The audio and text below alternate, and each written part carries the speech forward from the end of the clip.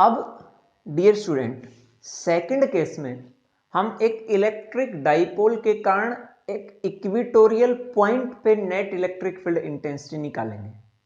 सो मान लीजिए कि यहां आपके पास एक डाइपोल है, एक इलेक्ट्रिक डाइपोल है। ये माइनस क्यू चार्ज हो गया है इस पॉइंट पे और ये प्लस क्यू चार्ज हो गया है। इस माइनस क्यू और प्लस क्यू के बीच जो सेपरेशन था, मतलब जो डाइपोल की लेंथ थी, वो है 2a और ये हो गया है इसका सेंटर। इसको हमने नाम दे दिया है O। इस माइनस क्यू से O के बीच की डिस्टेंस a है और इस O से प्लस क्यू के बीच की डिस्टेंस भी a है। टोटल बनेगी 2a। इस इलेक्ट्रिक डाइपोल के सेंटर से परपेंडिकुलर डिस्टेंस पे आपने एक पॉइंट माना P और ये पॉइंट इस परपेंडिकुलर लाइन पे एग्जिस्ट कर रहा है यहां पे।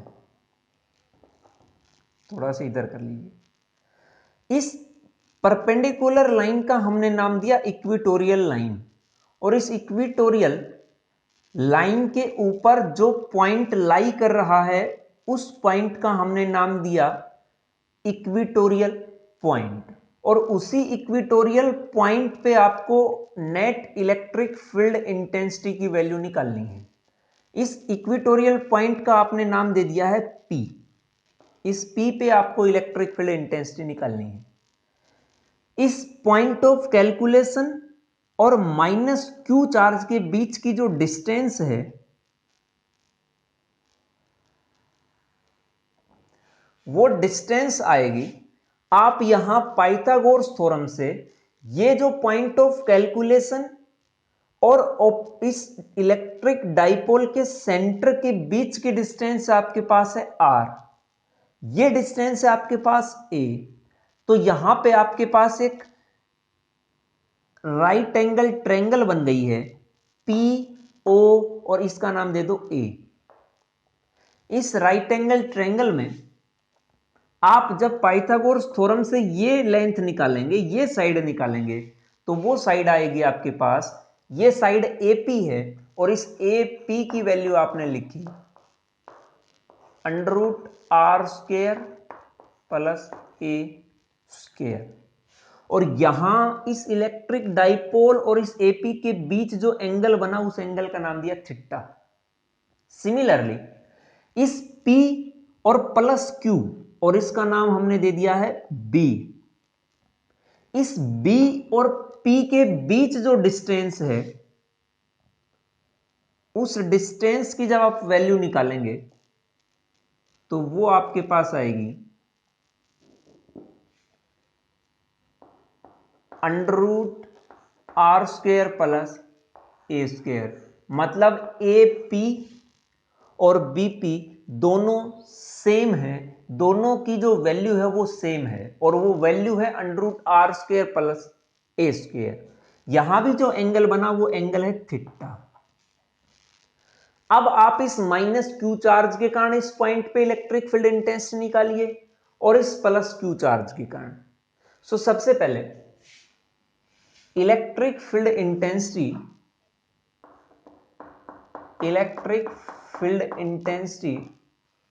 एट P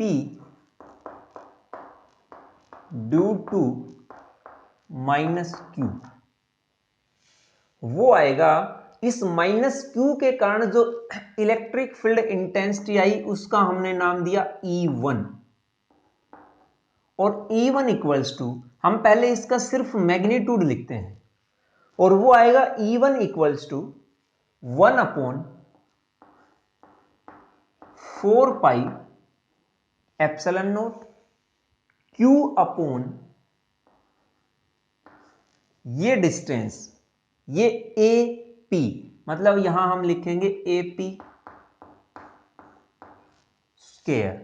और AP की जो वैल्यू है वो आपके पास आएगी 1/4 पाई एप्सिलॉन नॉट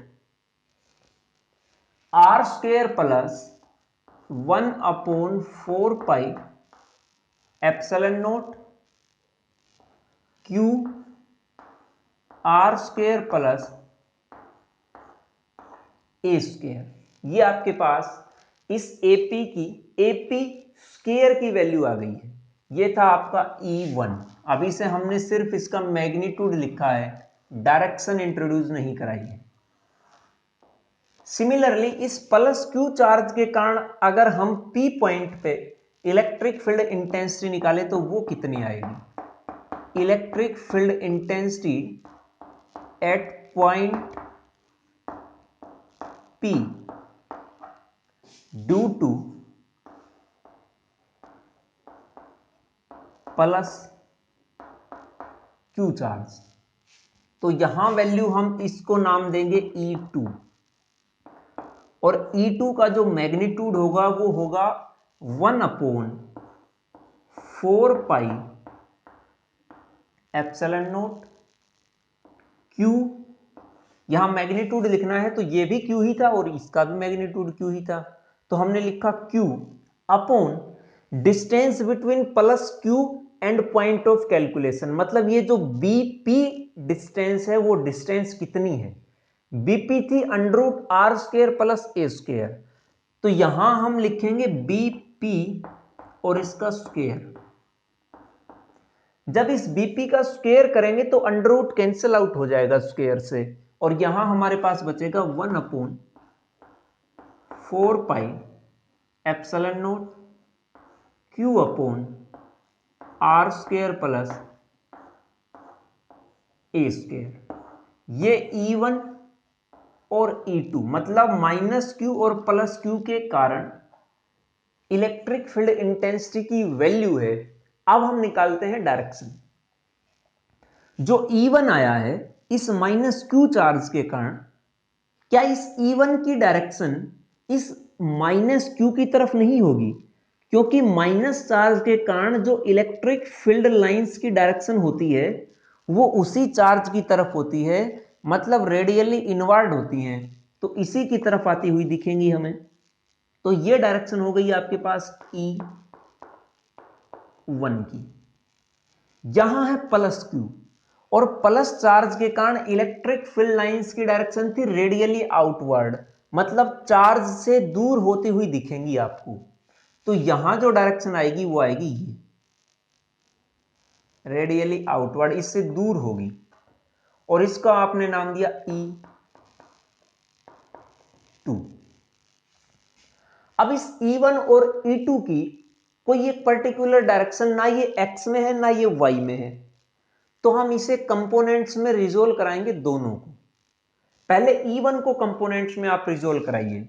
जब आप E1 को कंपोनेंट्स में रिजोल्व कराओगे तो E1 के लिए एक कंपोनेंट तो बनेगा ये और एक कंपोनेंट बनेगा ये।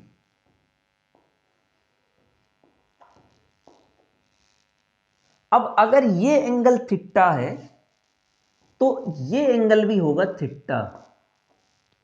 अगर यहां एंगल थीटा है तो ये कंपोनेंट बनेगा E1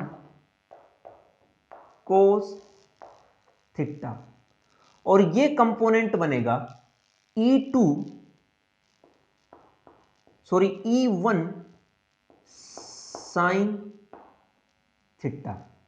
यहां हमने कंपोनेंट्स में रिजोल्व करा दिया। अब E2 को अगर कंपोनेंट्स में रिजोल्व कराएं तो एक कंपोनेंट तो आएगा इसका ये और एक कंपोनेंट आएगा इसका ये। अगर ये एंगल थीटा है तो यहां ये एंगल भी बनेगा थीटा और ये कंपोनेंट बनेगा आपका E2 कोस थीटा और ये बनेगा E2 साइन थीटा। अब आप देखिए यहां डाउनवर्ड डायरेक्शन में है E1 साइन थीटा और अपवर्ड डायरेक्शन में है E2 sine theta. Sine theta यहां भी है, साइन थीटा यहां भी है, ये दोनों सेम है।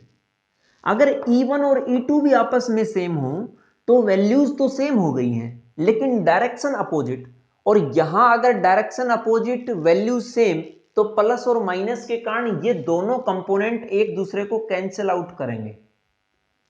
और यहां आप देखिए जो E1 की वैल्यू थी वो तो थी ये 1/4πε0 Q upon R square plus A square, और E2 की भी वैल्यू थी यही। इसका मतलब जो E1 magnitude equals to E2, तो जो वर्टिकल कंपोनेंट्स थे सो E1 sin theta and E2 sin theta will cancel out each other, ये दोनों एक दूसरे को कैंसिल करेंगे।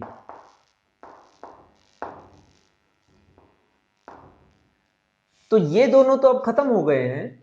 अब हमारे पास बचते हैं ये दोनों component E1 cos theta, E2 cos theta. तो जो नेट इलेक्ट्रिक फील्ड इंटेंसिटी आएगी इस पॉइंट P पे, वो इन दोनों कंपोनेंट्स के कारण आएगी, E1 cos theta, E2 cos theta. तो हम इन दोनों का सम कर देंगे क्योंकि दोनों की डायरेक्शन सेम है।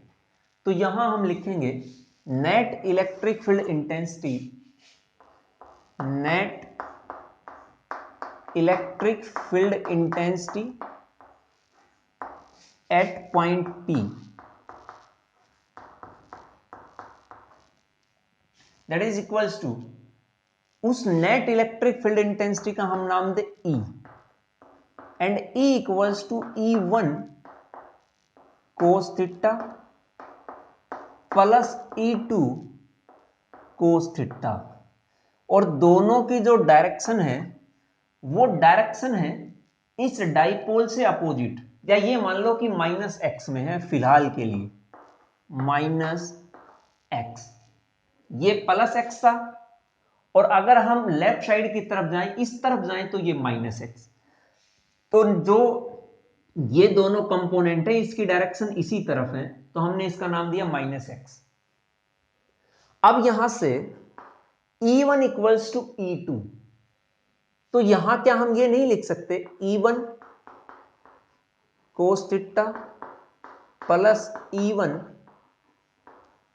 cos थीटा माइनस x के, यहां हमारे पास आया है E equals to 2E1 cos theta minus x के। अब यहां आप E1 की वैल्यू लिख दीजिए, और इसी राइट एंगल ट्रायंगल से, चाहे इस राइट एंगल ट्रायंगल से चाहे इस राइट एंगल ट्रायंगल से, cos थीटा की वैल्यू निकाल के यहां पुट करनी है।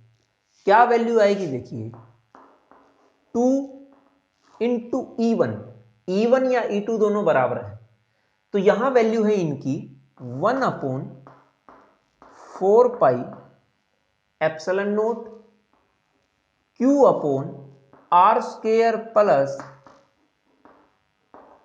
A square. ये तो वैल्यू आपने लिखी E1 की। अब बात करें cos थीटा की। cos थीटा की जो वैल्यू आएगी वो कितनी आएगी? पहली बात तो आप ये जान लीजिए cos थीटा होता है बेस अपॉन हाइपोटेन्यूज। सो यहां इस राइट एंगल ट्रायंगल, चाहे आप ये मान लीजिए POA, चाहे आप ये मान लीजिए POB, दोनों ही सेम है। तो यहां से जब आप cos थीटा की वैल्यू निकालेंगे तो cos थीटा की जो वैल्यू आएगी वो देखिए, cos थीटा इक्वल्स टू, यहां हम यूज करते हैं from right angle triangle POA, cos theta हमारे पास आएगा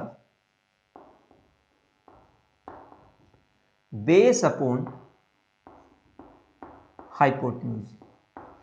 इस राइट एंगल ट्रायंगल POA में जो बेस है वो बेस तो है आपका OA, मतलब ये वाला तो आपका है बेस, और जो आपका हाइपोटेन्यूज है वो है आपका ये। इन दोनों की वैल्यूज पुट करिए। जो बेस है आपका, उस बेस की वैल्यू है ए, सो ए अपॉन जो हाइपोटेन्यूज था मतलब ए पी, उस ए पी की वैल्यू है under root R square plus A square. ये वैल्यू आप पुट कर दीजिए वहां कोस थीटा की। So cos theta equals to, जो कोस थीटा आपके पास आया वो आएगा 2q upon 4 pi epsilon naught R square plus A square, ये तो E1 की वैल्यू। कोस थीटा आया है आपके पास a upon under root R square plus A square और साथ में है माइनस एक्स कैप। अब आप इसको सोल्व कर दीजिए। यहां आया है q into 2a upon 4 pi epsilon note. जब इन दोनों क्वांटिटीज की आप मल्टीप्लीकेशन कराएंगे तो आपके पास आएगा, इसकी पावर तो है 1, ये क्वांटिटी की पावर 1 है और इसकी पावर है 1/2 और 1 प्लस 1/2 होगा 3/2। इसका मतलब ये जो वैल्यू आई है वो आएगी R square plus A square 3/2 और साथ में है माइनस एक्स कैप। यहां जो Q इंटू 2a बना, फिर से आप देखिए ये इलेक्ट्रिक डाइपोल मोमेंट की वैल्यू है, तो यहां आप लिखेंगे P upon 4 pi epsilon naught R square plus A square 3/2 और माइनस एक्स कैप। ये नेट इलेक्ट्रिक फील्ड इंटेंसिटी की वैल्यू आपके पास आ गई। अब यहां फिर से हम वो केस लेते हैं कि अगर ये जो डिस्टेंस r थी, ये जो डिस्टेंस r थी, ये डिस्टेंस r अगर a के कंपैरिजन में बहुत बड़ी हो तो फिर से हम a को नेग्लेक्ट कर पाएंगे। If r is very greater than a, then we can neglect a and we get p upon 4 pi epsilon note. r के कंपैरिजन में a को नेग्लेक्ट करते ही हमारे पास बचेगा आर स्क्वायर और इसकी पावर 3/2 और साथ में माइनस एक्स कैप। यहां जब इसको आप मल्टीप्लाई कराओगे तो आपके पास आएगा आर स्क्वायर इंटू 3/2, 2 से 2 कैंसिल आउट। यहां आपके पास बच गया है E equals to P upon 4 pi epsilon naught R cube और साथ में minus X cap. This is the net electric field intensity due to a electric dipole at a equatorial point P। इस equatorial point P पे आपने net electric field intensity निकाल दी है। ये equatorial point पे थी, हमने इसको ऐसे लिख दिया, और जो एक्सियल पॉइंट पे थी वो थी आपकी 2p upon 4 pi epsilon naught R cube plus X cap. ये दोनों पॉइंट, एक्सियल पॉइंट और इक्वेटोरियल पॉइंट पे इलेक्ट्रिक फील्ड इंटेंसिटी की वैल्यू है। यहां जो इस इक्वेटोरियल पॉइंट के लिए नेट इलेक्ट्रिक फील्ड इंटेंसिटी की डायरेक्शन आई, वो डायरेक्शन देखिए, वो डायरेक्शन ये आई है -x। जो नेट डाइपोल मोमेंट था उसकी डायरेक्शन होती है -q2 + q, मतलब उसकी डायरेक्शन तो थी ये आपके पास +x, और इलेक्ट्रिक फील्ड इंटेंसिटी की डायरेक्शन आई -x। मतलब यहां इलेक्ट्रिक फील्ड इंटेंसिटी और electric dipole moment both are anti parallel to each other.